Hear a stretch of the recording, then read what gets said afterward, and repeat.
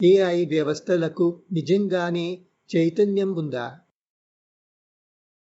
ఈ ఒక్క ప్రశ్నే గూగుల్ మాజీ ఉద్యోగి బ్లేక్ లెమోయిన్ తన ఉద్యోగాన్ని, గౌరవాన్ని కోల్పోయేలా చేసింది. దీని గురించి మీరు బహుశా చదివే ఉంటారు. 2022లో గూగుల్కు చెందిన ఏఐ వ్యవస్థలలో ఒకటైన లంలను పరీక్షిస్తున్నప్పుడు ఆ ఏఐకి చైతన్యం ఉందని బ్లేక్కు అనిపించింది. ఆయన అక్కడితో ఆగలేదు. ఆ ఏఐ హక్కుల కోసం పోరాడడం ప్రారంభించారు. చివరికి అది ఆయన ఉద్యోగాన్ని కోల్పోయేలా చేసింది. ఏఐ వ్యవస్థల చైతన్యం గురించి మాట్లాడే ముందుగా మన స్వంత చైతన్య అనుభవాన్ని అర్థం చేసుకుందాం. మనకు చైతన్యపూర్వక అనుభవం ఎలా కలుగుతుందనే ప్రశ్న చాలా కాలంగా నాడీ శాస్త్రవేత్తలను వేధిస్తున్న ఒక రహస్యం.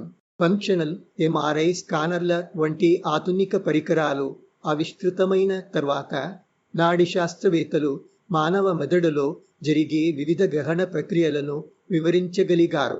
ఒక నిర్దిష్ట గ్రహణానికి కారణమయ్యే మెదడు ప్రాంతాలను వారు ఖచ్చితంగా గుర్తించగలిగారు. అయితే మెదడు అంతటా విస్తరించి ఉన్న ప్రాంతాలను కలిగి ఉండే సంక్లిష్ట అనుభవాలు ఎలా ఏర్పడతాయనే విషయంలో మొదట్లో పెద్దగా స్పష్టత లేదు. ఉదాహరణకు, మీరు ఒక చెట్టును చూస్తున్నారని అనుకుందాం. మీరు వెంటనే అది ఏ జాతికి చెందిన చెట్టో గుర్తిస్తారు. ఆ చెట్టు ఆకులు, పండ్లు, కాండం మొదలైన వాటిని గుర్తించే మెదడులోని ప్రత్యేక ప్రాంతాలను నాడీ శాస్త్రవేత్తలు చూపించగలిగారు. కానీ మీ నిజమైన అనుభవం మాత్రం మెదడులోని అనేక ప్రాంతాల సహకారంతో రూపొందుతుంది. అయినప్పటికీ అది మామిడి చెట్టు అనే అనుభూతిని మీకు అందించేలా చెట్టు యొక్క సంపూర్ణ చిత్రాన్ని ఒకచోట చేర్చే ప్రత్యేక ప్రాంతం మెదడులో లేదు. నాడీ శాస్త్రవేత్తలు ఈ సమస్యను బైండింగ్ ప్రాబ్లం అని పిలిచారు. అంటే మెదడు అంతటా చెల్లాచెదురుగా ఉన్న సమాచార భాగాలను ఒకచోట చేర్చి వాటిని పరస్పరం అనుసంధానించే సమస్య. 20వ శతాబ్దపు చివరి భాగంలో అమెరికన్ నాడీ శాస్త్రవేత్త బెర్నార్డ్ బార్స్ ఈ విషయాన్ని వివరించడానికి గ్లోబల్ వర్క్స్పేస్ థియరీ అనే సిద్ధాంతాన్ని ప్రతిపాదించారు. ఆ సిద్ధాంతం చాలా వరకు రూపకాలపై ఆధారపడి ఉండేది. బార్స్ ప్రతిపాదించిన రూపకం తీవ్ర విమర్శలకు గురైంది. ఎందుకంటే అది అనుభవాలను స్వీకరించే ఒక ప్రత్యేక శక్తి లేదా సత్తా ఉందని సూచిస్తున్నట్లుగా కనిపించింది. శాస్త్రవేత్తలు అలాంటి రహస్య శక్తి ఉనికిని అంగీకరించరు. తరువాత గ్లోబల్ న్యూరోనల్ వర్క్స్పేస్ థియరీ అనే సవరించిన సిద్ధాంతం వచ్చింది. నేడు అది మన చైతన్యపూర్వక అనుభవాలకు ఒక వివరణగా విస్తృతంగా అంగీకరించబడుతోంది. అయితే ఈ వివరణ డేవిడ్ చాల్మర్స్ వంటి కాగ్నిటివ్ తత్వవేత్తలను సంతృప్తిపరచలేదు. నాడీ శాస్త్రవేత్తలు చైతన్యానికి సంబంధించిన ఒక సులభమైన సమస్యను మాత్రమే పరిష్కరించారని ఆయన వాదించారు. మానవ అనుభవంలోని అనేక ఆసక్తికర అంశాలు ఇప్పటికీ వివరించబడలేదని చెప్పారు. వాటినే ఆయన చైతన్యపు కఠిన సమస్య, హార్డ్ ప్రాబ్లమ్ ఆఫ్ కాన్షియస్నెస్ అని పిలిచారు. ఈ వాదోపవాదం కొనసాగుతూనే వచ్చింది. తాము అన్నింటినీ వివరించగలమని నాడీ శాస్త్రవేత్తలు చెప్పగా మీ వివరణ ఇంకా అసంపూర్ణంగానే ఉందని చాల్మర్స్ వంటి తత్వవేత్తలు సవాలు విసిరారు. చాల్మర్స్ వంటి తత్వవేత్తలు చైతన్యం అనే పదాన్ని ఎలా నిర్వచిస్తారో నాకు పూర్తిగా తెలియదు. తన ఒక ఉపన్యాసంలో చాల్మర్స్ చైతన్యాన్ని నిరంతరం నడుస్తూ ఉండే ఒక అంతర్గత సినిమాగా వర్ణిస్తారు. అది ఒక వ్యక్తిగత సబ్జెక్టివ్ అనుభవమని ఆయన వాదన. ఆయన అభిప్రాయం ప్రకారం దానిని మెదడులోని ఏ కార్యాచరణ ఆధారంగానూ వివరించలేము.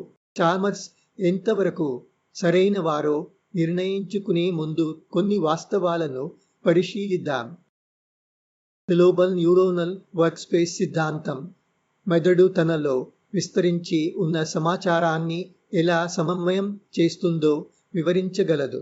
కాబట్టి కనీసం ఏదో ఒక రూపంలోని చైతన్యపూర్వక అనుభవాన్ని సృష్టించే సామర్థ్యం మెదడుకు ఉందని చెప్పవచ్చు. మెదడులోని కొన్ని ప్రాంతాలలో ఎలక్ట్రోడ్లను అమర్చి వాటిని విద్యుచ్చుంబక పద్ధతిలో ప్రేరేపించడం ద్వారా నిర్దిష్ట అనుభవాలను కలిగించవచ్చు. కొన్ని మత్తు పదార్థాలను తీసుకోవడం ద్వారా కూడా వ్యక్తులు వివిధ రకాల అనుభవాలను పొందగలరు. వీటి వెనుక పనిచేసే మెదడు యాంత్రికతలు చాలా వరకు అర్థమయ్యాయి. దీని అర్థం మెదడు చైతన్యానికి ఒక వాహనంగా పనిచేయగలదని. కొంతమంది పరిశోధకులు గాఢమైన విశ్వాసం ఎలాంటి బాహ్య వస్తువుపై ఆధారపడకుండానే మెదడులో ప్రత్యేక అనుభవాలను సృష్టించగలదని కనుగొన్నారు.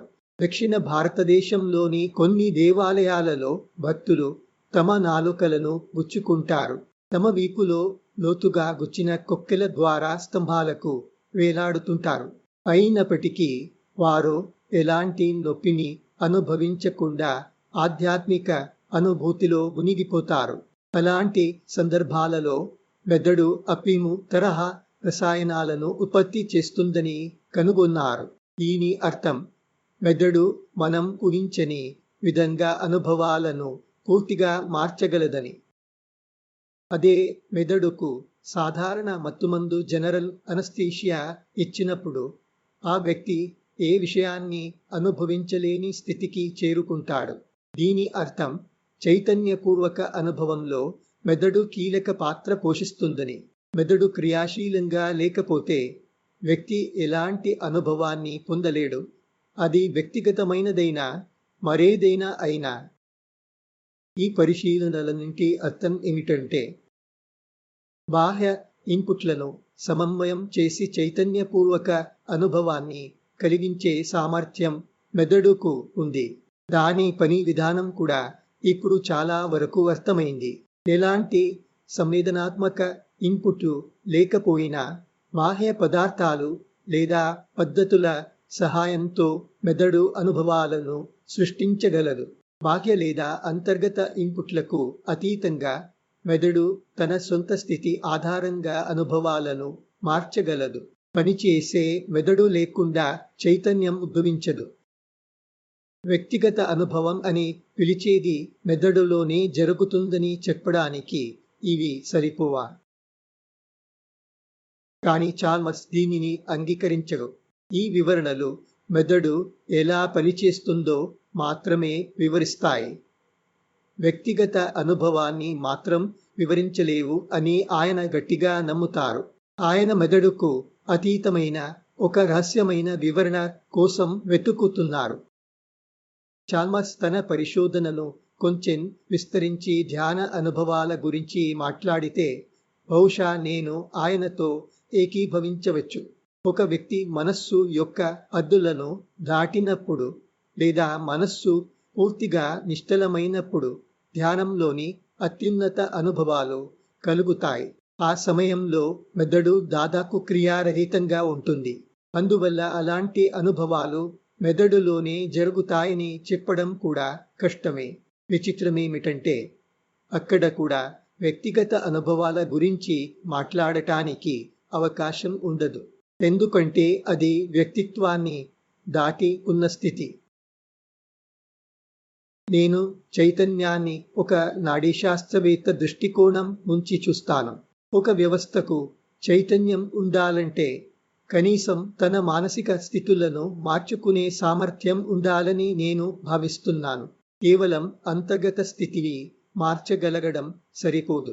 ఒక వ్యవస్థను నిజంగా చైతన్యవంతమని పిలవాలంటే దానికి ఇంకా అనేక ఇతర సామర్థ్యాలు కూడా ఉండాలి. ఇప్పుడు అసలు ప్రశ్నకు వస్తే ఏఐ వ్యవస్థలకు ఆ సామర్థ్యాలు ఉన్నాయా? ప్రస్తుతం ప్రజలకు అందుబాటులో ఉన్న ఏఐ వ్యవస్థలకు ఖచ్చితంగా లేవు. అవి తెలివితేటల మాదిరి ఒక రూపాన్ని ప్రదర్శించవచ్చు, కానీ ఇన్పుట్లకు అనుగుణంగా నిరంతరం మారగలిగే లేదా నవీకరించబడగలిగే అంతర్గత స్థితులు వాటిలో లేవు. బ్లేక్ లెమోయిన్ నివేదించినట్లుగా సంభాషణ సమయంలో ఏఐ తన ఇన్పుట్ల ఆధారంగా తన స్థితిని మార్చుకోగలనని చెప్పినట్లుగా కనిపించినా అది నిజం కావాల్సిన అవసరం లేదు. నేటి ఏఐలకు భయం, ఆనందం, ఇష్టాలు, అయిష్టాలు లేదా అలాంటి ఇతర భావోద్వేగాలకు అనుగుణంగా మారే అంతర్గత స్థితులు లేవు. వాటి ఇన్పుట్ వ్యవస్థలు చాలా పరిమితమైనవి. ప్రస్తుతం అవి ప్రాంప్ట్లను చదవగలవు లేదా వినగలవు, చిత్రాలను చూడగలవు, ఫైళ్లను చదవగలవు. అందువల్ల బ్లేక్ లెమోయిన్ అనుభవం నిజమని చెప్పడానికి ఎలాంటి ఆధారమూ లేదు.